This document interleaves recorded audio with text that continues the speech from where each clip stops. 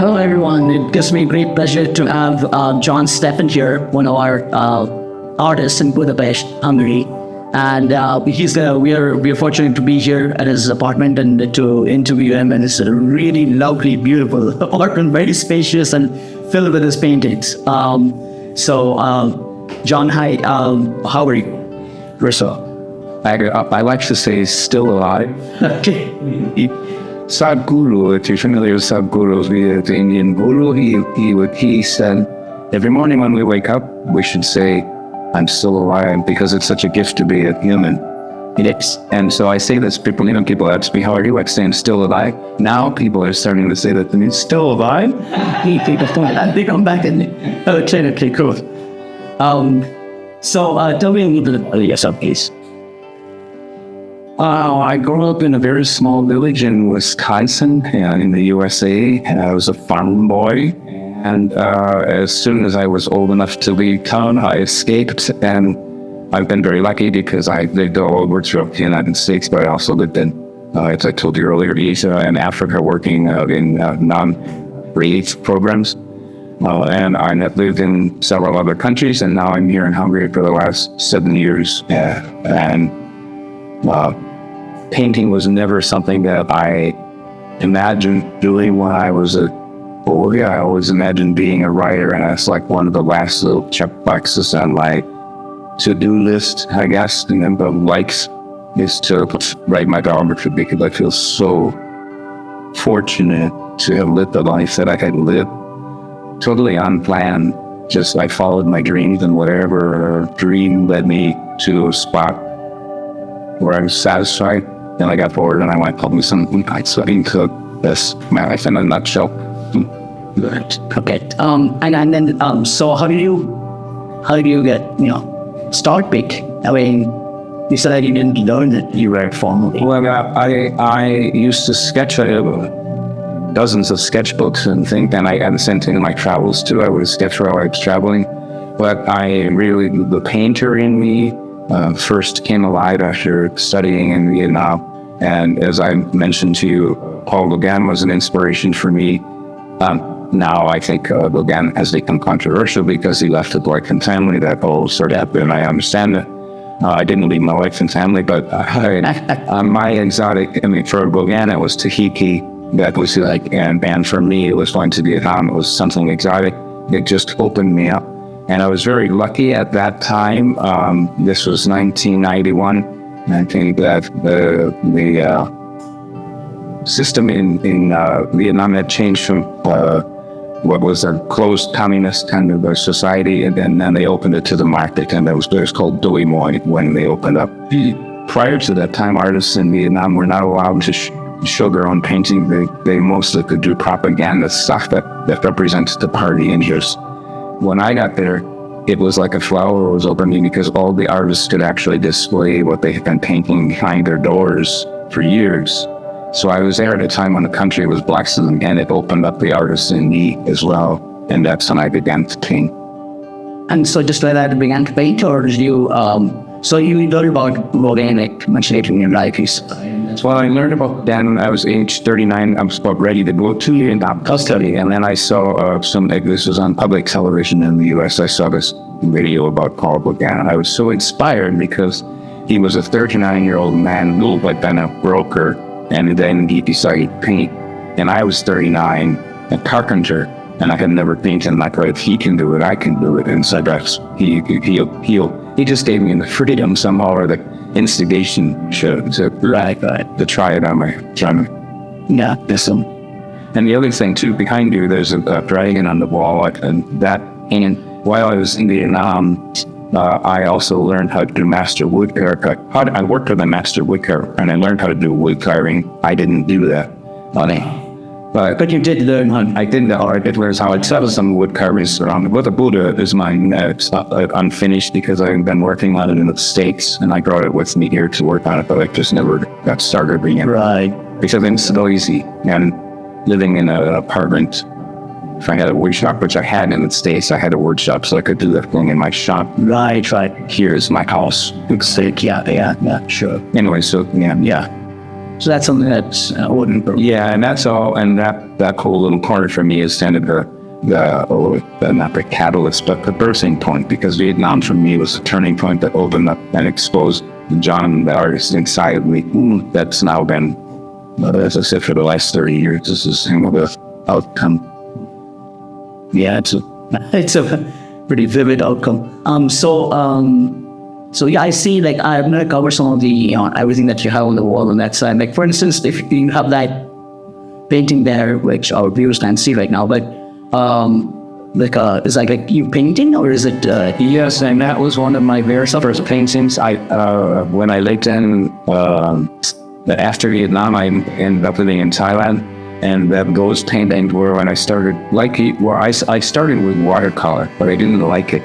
They didn't give me what I wanted, and then I moved to oil, and these were those that I call that my selfie wall. I'm like, okay. But yeah, that was me painting, and just a reflection in a mirror. But again, that was a new me. I didn't know myself as a painter or an artist. I just okay. You just did that. Okay, got it. What medium do you like most? oil mostly. Yes, I've tried acrylic and watercolor. I have done a fair bit of watercolor, but I still don't know how to use it properly, and I lose patience because I know how to do it with oil, and for me to figure it out, and then others eating. And as I said, the other thing about me being a painter or an artist is I don't know my own creative rhythms and cycles, and I don't have a routine or a discipline that I impose upon myself. As some artist or a writer might get up and write for 4 hours every morning, whatever it is, I don't have those sorts of routines because I don't know this guy, whoever this artist person, I have no clue who he is. I'm still the stubborn one. I know there are routines that would be more constructive, but I've been traveling a lot the last year, really the last year. And when I travel, it always takes me a while to get back into the headspace when I come home. I can't just go home and paint. I have to kind of re-enter and get back into find the John artist. Yeah. Okay, so I know what do you call your style? Do you call it? No, I don't think I have a particular style because I'm all over the place. If you look through, and I can send you the link at some point to our archive. I'm just all over the place. As you can see from my paintings, there's nothing in particular. I have to say I've always enjoyed the feminine form, so I see a lot of women in my paintings, and friends have come to my apartment and say, "What does your wife think of all these paintings?" I don't know, yeah, that's perfect. That's a very act. But it was for me a way of when I moved here, and my wife was working in Qatar. It was a way for me to channel my loneliness and my isolation, and I developed female friends. And if I asked them to paint them, they volunteered, and absolutely so. And then I hired a few models while I was here. Anyway, so that's just figure painting. I could easily say wood carving is also a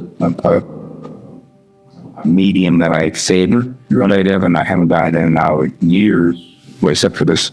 And I'm real to mention it. This little elephant that I've been working on, which is a copy of that elephant back there. And we bought that in Thailand a few years ago.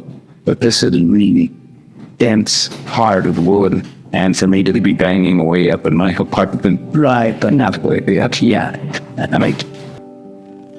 Okay, so you mentioned about you've been traveling quite a bit, right? So what inspires you? Does your travel inspire you, or is there anything that inspires you? Because for you started what we would consider normally age, right? When you are not for academic talents, right? So, well, yes, I think my travels inspired me because I had a long time, and I'm not a big TV guy, and I don't have a TV here. So when I travel, I didn't sit down and watch the news. I would just sit at a bar somewhere and have a drink and sketch in my sketchbook or do whatever. So I would do a lot of observing of just the environment I was in. But I didn't paint, it was just sketches.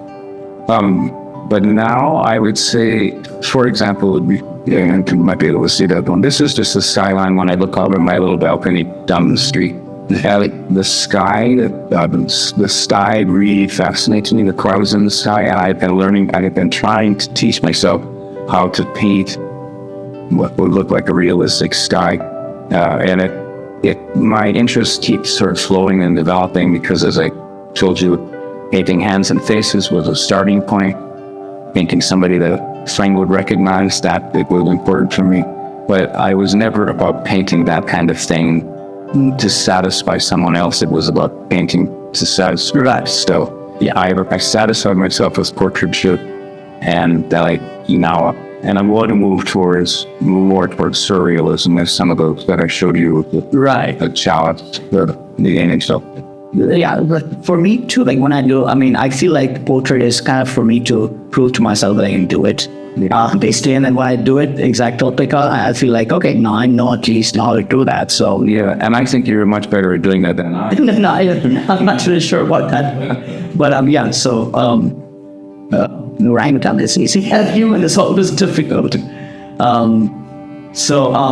Okay, so my next question is, if you have done all this, like the life that you've led, like it's been quite a different, like a lot of different things going on, right? Like especially your geographical, you've been everywhere. So I'm pretty sure you faced challenges. I mean, one of the challenges obviously was the moving with your paint and your paint brushes and canvases, right? But did you face other challenges, or what kind of challenges did you face in life? How much far as we got painting? I'll tell you a small story. Okay. Will kind of summarize the answer. In 2002, I was moving from New England area to North Carolina in the U.S. Moving there with my wife. I didn't have a job as we were moving, and I was going through a turmoil period of my life. It was in November of 2002. I wrote in my journal November 2002, and you can't see them, but I've stacked some journals from there from when I was still at journals that I'm working at. Anyway, November 2002, I wrote in my journal, what would make me happy? And my answer was, I'm living in a city where I've never been before. I don't know a single person, and I don't know where to go. 20 years later, I'm reading this in Budapest one. That's what I did here. I moved to a place I'd never been. I didn't know anybody. I didn't know the language. 3 days later, in that same journal in November 2002, 3 days later, I wrote, what would make you happy? I'm an artist sitting in my studio surrounded by my paint. It manifests. It took me 20 years. And even now that I'm telling you that, I get goosebumps because I realize when I was writing it on the page, I was writing something about my future, and that's kind of how my life has evolved. So this goes back to what I was saying to you earlier, that I just feel like I'm riding away where I am now. The challenges that I've gone through, every challenge that I've gone through gave birth to another understanding of self.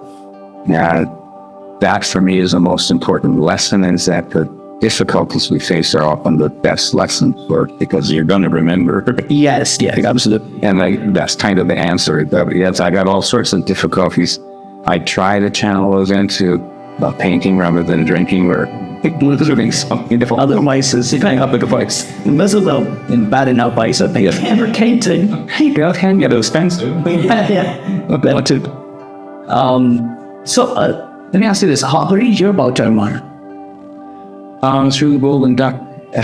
Anyway, so, because I saw the gallery that opened up, and I was here before the gallery opened up, and before Golden Duck opened up, and I went past and I saw the things that were going on, and then I looked online, and then there was this opportunity to submit paintings, and I think that might have been the one where that you first met. Exactly, and last year. And so that's how I met Teravarna. And then as a result of that, as I said earlier, now I could painting in New York, and it was through the association with y'all, but if you got it, that gave me a tremendous opportunity, an opportunity I would never have imagined could have happened to me, but it's already happened. And for me, it's just magic being. So, thanks to you and Golden Duck. Yeah, they're well done. So we're trying our best. So how do you feel about Teravarna? Other than that, well, I mean, and I saw that question that the Nero said. Yeah. My thoughts about that are, I don't think about marketing. For me, that whole marketing thing and what you guys are doing, that's like, that's my brain all scrambled. And it goes back to the application we were talking about, that they change, everything changes all the time. And this is no reflection on Teravarna.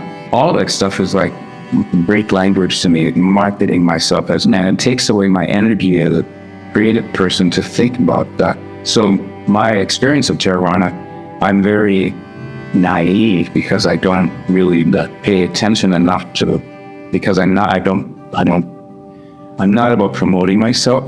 I should be, I suppose, but I'm not. And therefore the attention and the recognition that I've gotten through Teravarna and Golden Duck, I just feel so honored and humbled that, thank you. I know. So, any piece of advice or anything that you want us to do as Teravarna that we are already not doing that would help you and other artists? Do you think that we might help not help?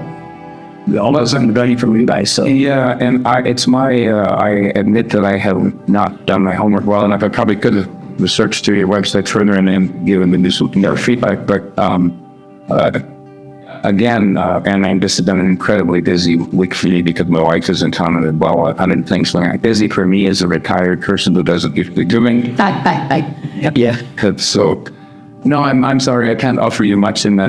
That's the funny thing about I used to always be on my computer. I'm hardly ever on my computer anymore. I'm on my phone, but the phone and the computer, the apps aren't always quite the same.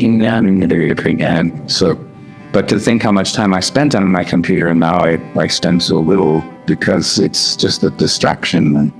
But I've been trying, sorry, it's off course. I've just been trying to read more because of these smartphones. I feel like my reading skill has dropped, my reading level.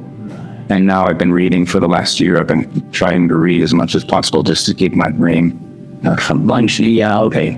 Do you write on your smartphone or on TV?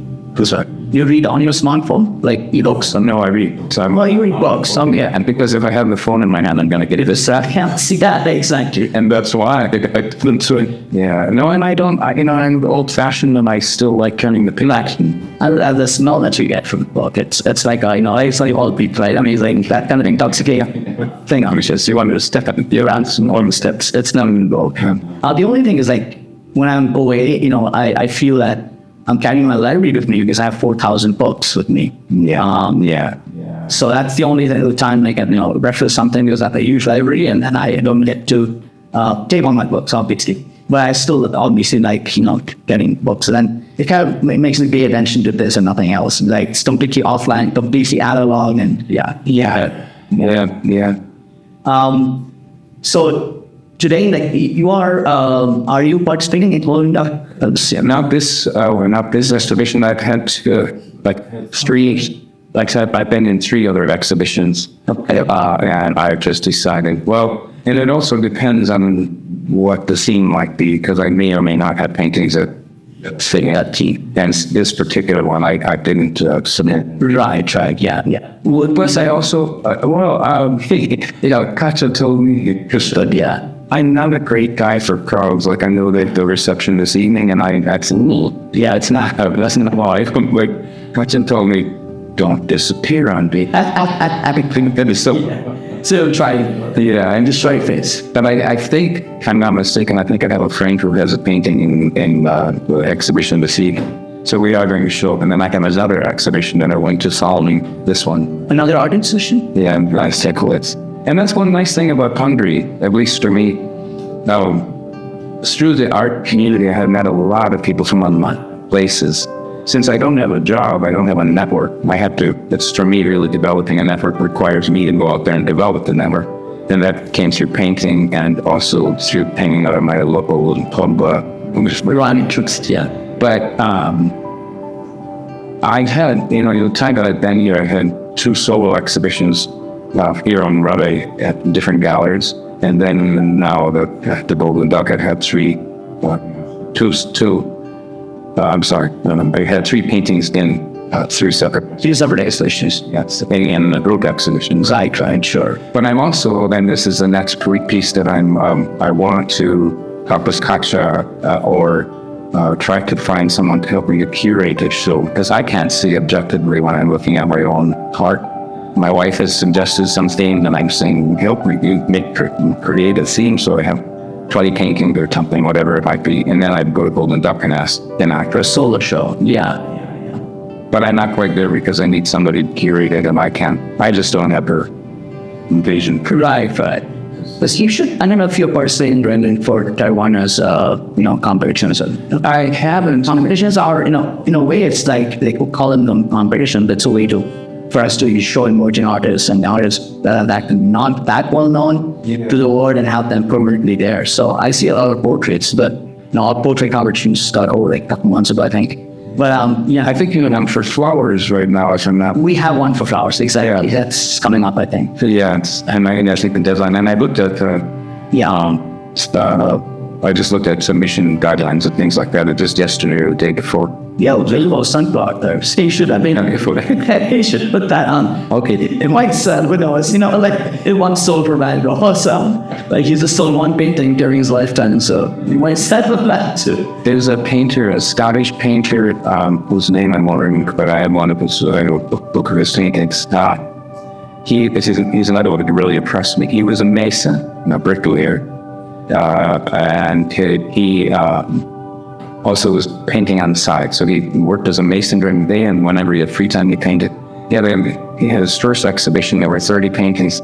Every single painting sold now because of just the style. I can't remember the name. I'll find it before you even do it. No, he's stylish. Oh, stylish. Okay. Yeah, but it's sold in Stockman. Yes, so then was okay. But people, his name is right there on the tip of my tongue, but I can't come up with it. People didn't like him necessarily in the beginning because they thought his art was a bit too provocative. But it depends on the air flavor. I mean, season and all those things. So anyway, yeah.